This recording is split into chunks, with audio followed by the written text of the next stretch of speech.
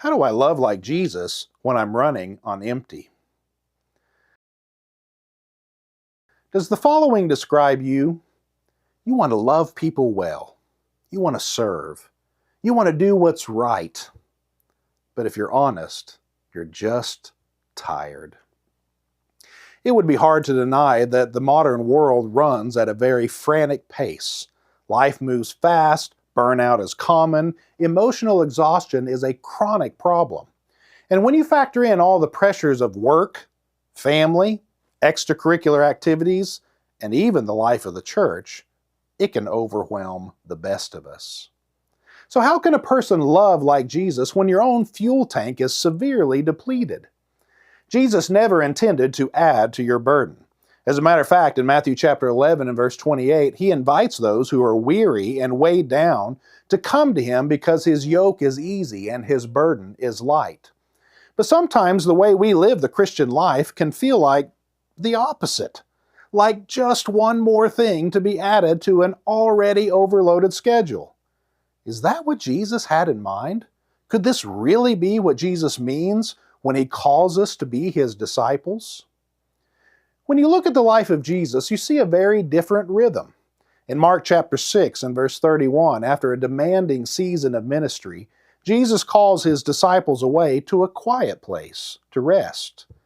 Now, they were not afraid of hard work. Jesus sent them out to do hard work. But they also didn't live in constant exhaustion.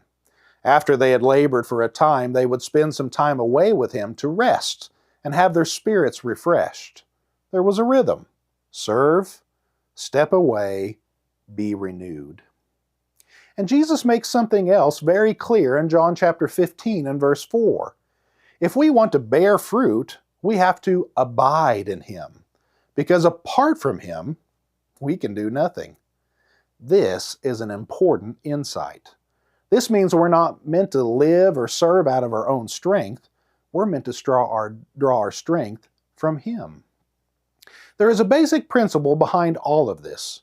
You can't give what you don't have. If you're constantly pouring out, serving, helping, showing up for others, but never take time just to be with Jesus, eventually you'll run dry. And that is where burnout begins.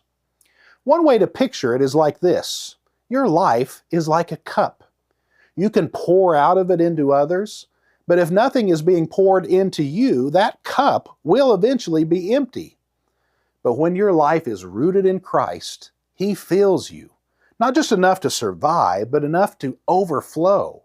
And that overflow is what begins to impact the people around you. The best thing you can do is have your cup constantly overflowing so that it can flow over into the life of others without depleting your own cup. That is how Christ wishes to work in us. The Christian life is not meant to be a life of striving. You're not trying to earn God's love or approval. We already have that due to his gracious forgiveness to us that we receive by faith. And when you truly understand that, it changes the way you serve. It relieves the burden and the pressure. You don't try to serve to be accepted. You serve because you already are accepted.